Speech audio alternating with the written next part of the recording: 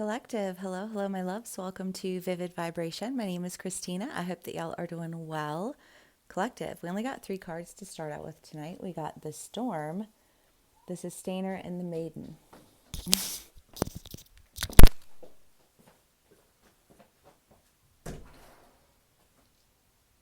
go in? Okay. Go ahead, my love.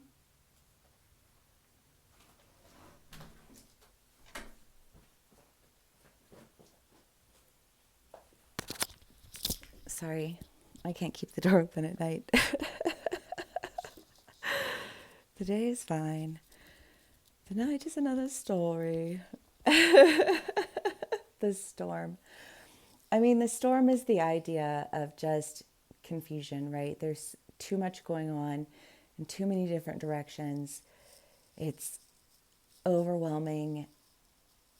Seek shelter, right? That is the energy of the storm.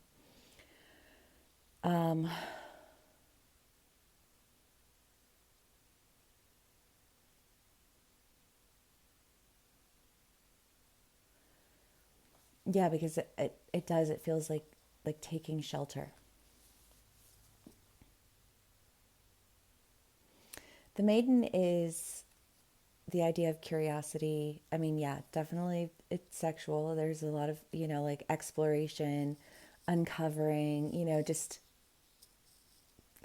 sensuality. I mean, all of it, if you think about like the energy of the maiden is the energy of curiosity, the energy of discovery. And it feels like the energy of discovering sustainability, exploring sustainability,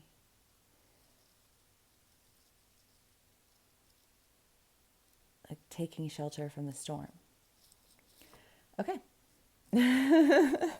So I guess that's what we're talking about tonight. I hope y'all are doing well. I'm pretty sure that there were comets that were coming down or meteors, maybe. I don't know. I was chilling, watching this guy. He was doing things. But I don't know. I feel like I did hear something about it. I feel like that was something that was like a reason, because this morning was just, it's just the day felt strange, I'll say. It wasn't bad in any way, shape, or form. In fact, it was beautiful. It was very peaceful, but there's just a strange energy. But I think it's because, I don't know if she said comets or meteors. There's some sort of storm going on, and the energies have been moving in ways that, I don't know about y'all, but I feel like I have just been sitting in this shift of energy. And I'm like, are you done? This is weird. The Five of Swords and Judgment. Well, taking shelter from the storm with the Five of Swords is that idea of leaving the battles behind.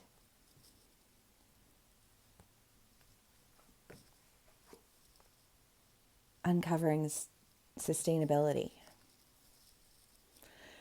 Right. Well, you can't sustain anything in a storm because there's chaos everywhere. You know what I mean? And there's no point of focus. And I don't know. I just feel like all of these fires, all of these fires, all of these fires. And it's like, okay, well, so that was in a read for years, the Virgo reads. And it was this idea of the burning down house. And people being like, you need to do the dishes. And you're like, the house is burning down. I don't need to do the dishes. Nobody cares about the dishes. Get out of the house. And there came a point in time where the house was consumed, and the ones who were seeking to exit the burning down house, and the ones who were fighting about the dishes went down with the house. I feel like that feels relevant here? Well, because in the Virgo reads, there was this idea of meeting somebody on the way to the next spot, making it out of burning down houses. You're going this way, I'm going this way, let's go this way. And then I think creating, but that creation feels backed with a level of awareness of, I feel like priorities, like the house is burning down. You don't do the dishes, you take care of the fire. You take care of the real issues, right? You don't stand around and fight about something that doesn't even matter. And that's what I think a lot of people have felt like they're doing. Like they're like, why are you arguing with me about this? And I think the answer for a lot of us has ultimately been because if I fight with you about this, you can't take care of that. And I don't want you to take care of that, because if you take care of that, that means that I'm wrong. Pride, ego, semantics. It's everywhere. There's no exception to that rule.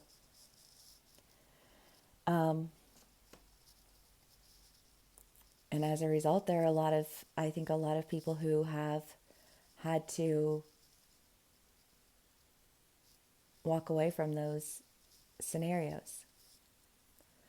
And again, general reads, general energy, this energy can play out for you at any level.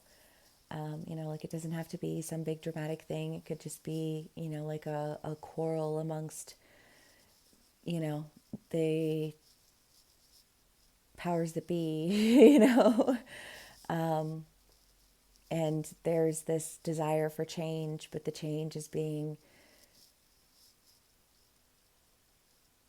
prevented through argumentative measures.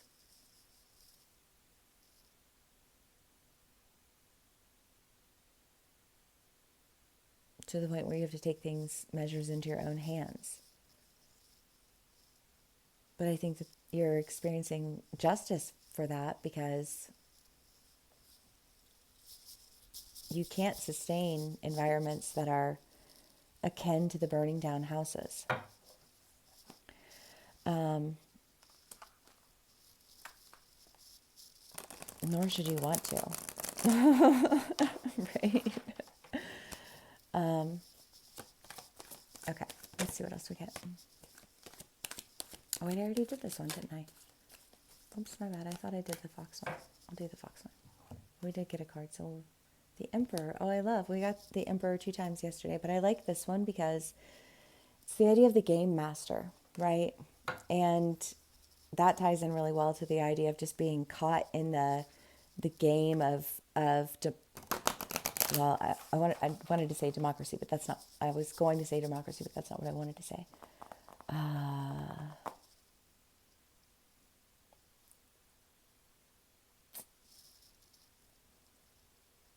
Politics, whether they're actual politics or politics of any given group of people, because they all have their own form of politics that they operate from.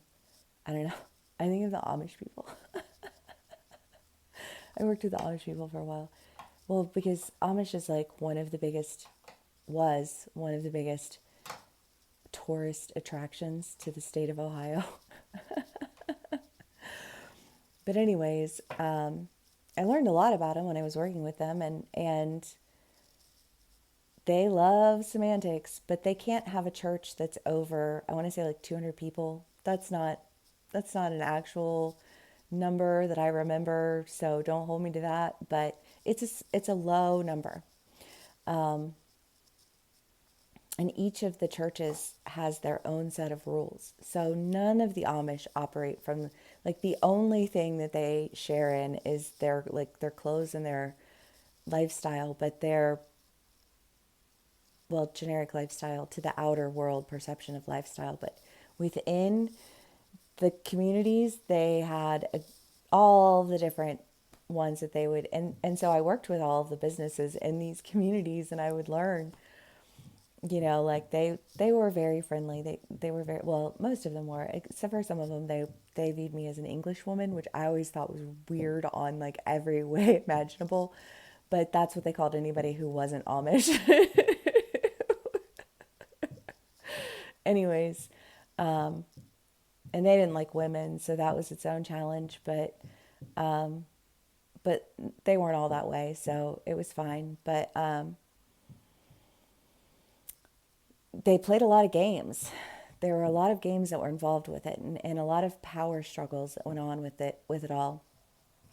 But there were some who were above the game, and they were usually the more progressive ones who saw issues with tradition that limited themselves and their families. I think it's so interesting the way that humanity plays itself out in every single niche community that you can encounter. It is a resounding energy, and it varies in ways that are very interesting and entertaining for sure, but always with the same energy. But the Emperor to me in this deck reads as somebody who's outside of the energy, outside of the game, not locked in the politics, locked into the vision. Okay, let's see what we get from this deck.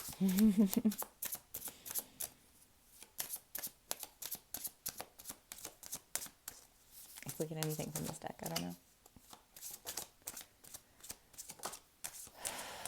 Take a deep breath. Indulge in the whimsy. Oh, I love that. Well, again, I just think that this, energy is just very different, right? Because, I mean, games in terms of politics are they're not good games. But like the game of life, if you will, is a very joyful game, right? You want to be in play with life, in the play of the game of life, right? Because you can find playfulness in areas of life. That is a different type of game, and I almost feel like that's just so strong here. And I feel like you've been in a world where the games were very politically driven. Mind you, when I say political, that can resonate with relationships, that can resonate with friends, that can resonate with work, with religion, with Amish. I really do though. I would never want to, I think that it, like, ultimately they were so much more damaging with their lifestyle because they're so corrupt in their beliefs of God that, but like the churches in that area are like jerked over Amish. And so their beliefs in God and their form of Christianity is very Trump and MAGA like, because I mean, Christianity is a colonized religion for sure. Like I'm not here to vouch for Christianity at any point in time, but I grew up in it, so I'm familiar with it. But they were so conservative that the churches around, and that in turn influenced the communities in the area and limited the perspective and bred a lot of racism and a lot of poverty, you know. Well, because they were very particular about what kind of businesses they would work with. So there wasn't a lot of job creation. I mean, it plays out on so many levels across the board. And it's important to recognize that because there's resonance in that story. And instead of playing the game, you can play the game. It it takes the script and it flips it on its head entirely. It takes the energy and it flips it on its head entirely. Because instead of being confused, you've uncovered a way to sustain, to be above the game. And when you are above the game is destined to fail. And the world is a stage.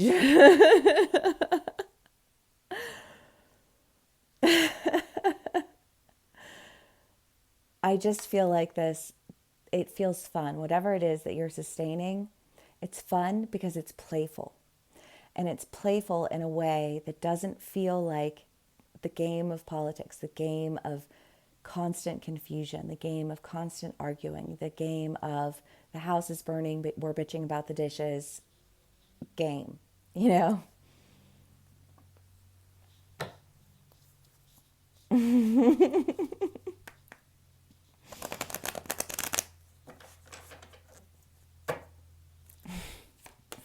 Okay. Eight of Swords. Again, we got that one yesterday. I feel like we've gotten that one quite a few times, honestly. The Eight of Swords and the Ace of Pentacles. Well, I think taking charge and new beginnings. The aces are new. The storm is being exited. The shelter is being taken. The game of politics is now turned into the game of inevitable triumph, which makes it so much more fun. Right? Because you can, well, yeah. And I think a lot of that also has been a part of like the lesson and the energy that's been present for years is the energy of practicing joy when the world wants to rob you of it.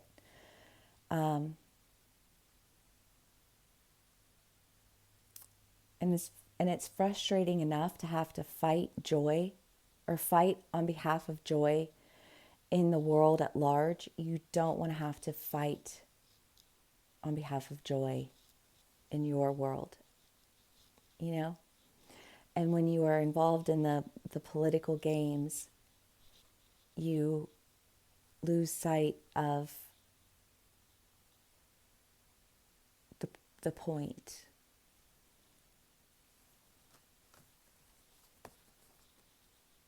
And that makes perfect sense. Love. The Fool and the King of Wands. Well, the Fool and the Maiden cards seem very, you know, the newness, the curiosity, but the curiosity is backed with action and sustainability. I don't know. What does that look like for you? What is it that you seek to sustain? How is it that you seek to do that? How have you been stuck? How has your sustainability started to feel like a hamster wheel? You know, a hamster wheel of putting out fires.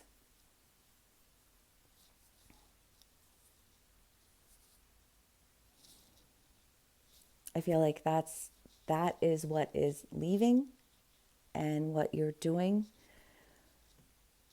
Well, I don't know. Now I think of the game Mousetrap. Like you escaped the trap of the hamster wheel. Is the hamster wheel a part of that game? I don't know. I have no idea.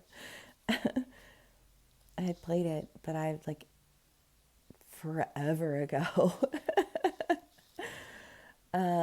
Okay. Let's see what else we get. Whew, it was chilly outside, but I am like warm. Okay.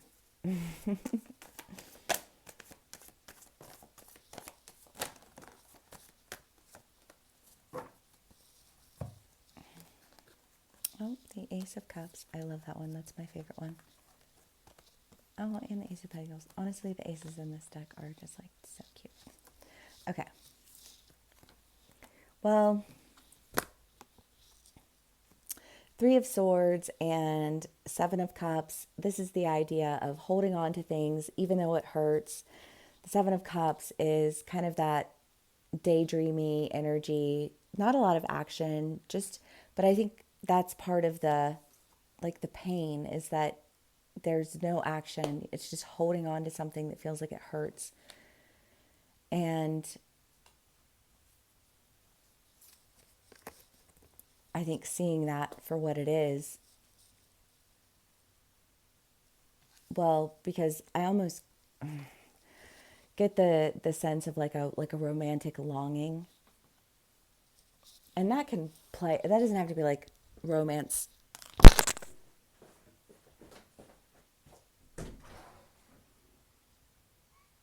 Yeah, it's kind of chilly.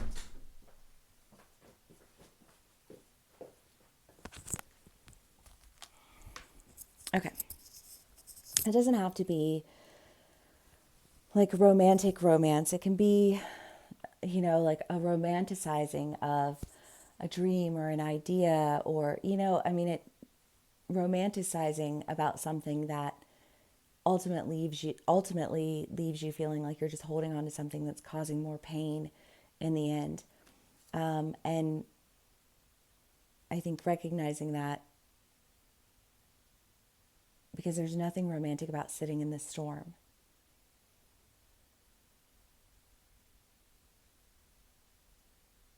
Of confusion, because you don't know what's coming from where.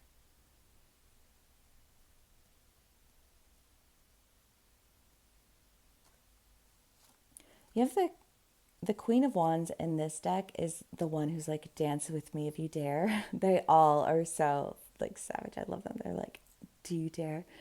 Dance.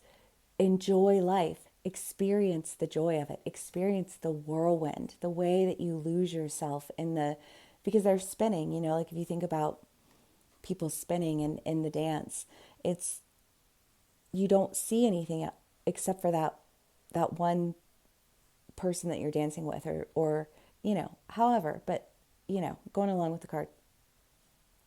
Well, because in this deck they're more like going to war. It's time to like rally the troops. This deck is different. That's why I like to use the different decks, because they all have their own personality. But the King of Wands in this one is, like he is out. He is headed out. He is doing the damn thing on a mission.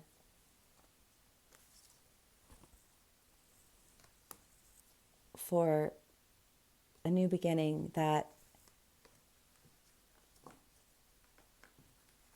sorry, too many cards. Leads to emotional fulfillment rather than lack. Comfort in the lack.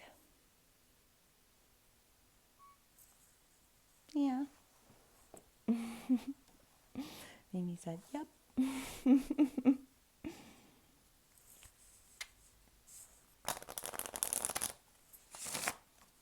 What you doing, Mama? You come say hi.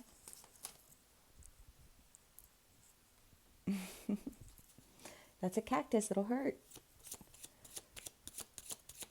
You're gonna poke your nose.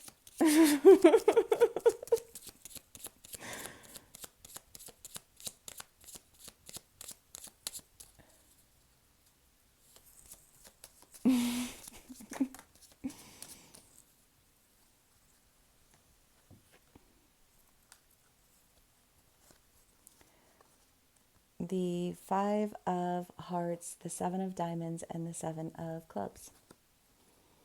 The moon, when near,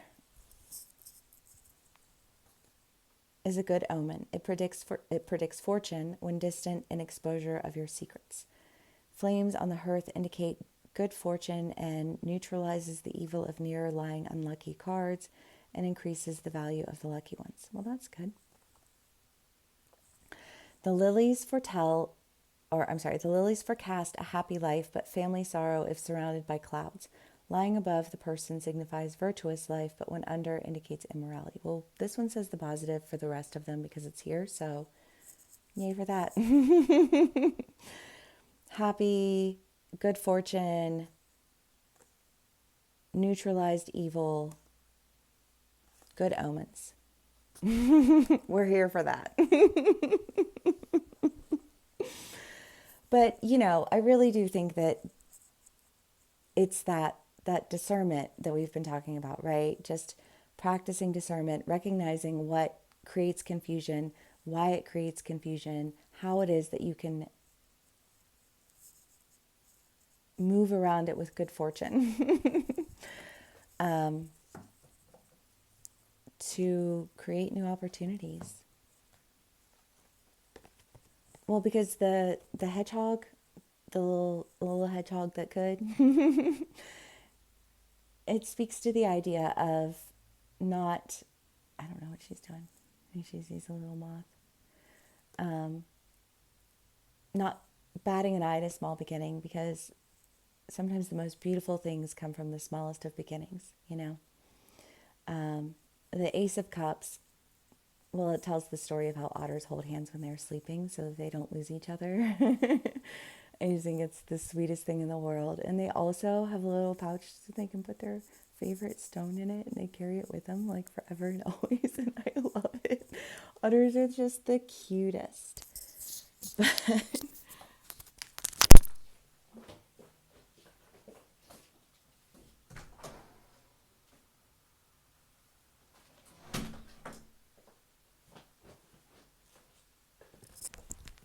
Sorry. But anyways,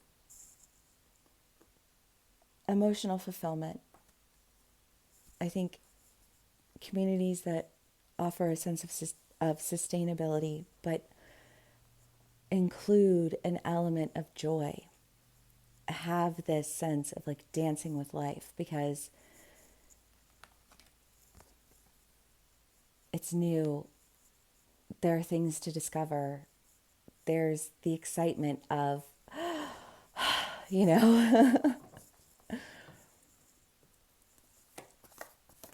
well, yeah, I mean, instead of feeling like, when's the shoe going to drop? Like one thing after another thing after another thing. It's almost like this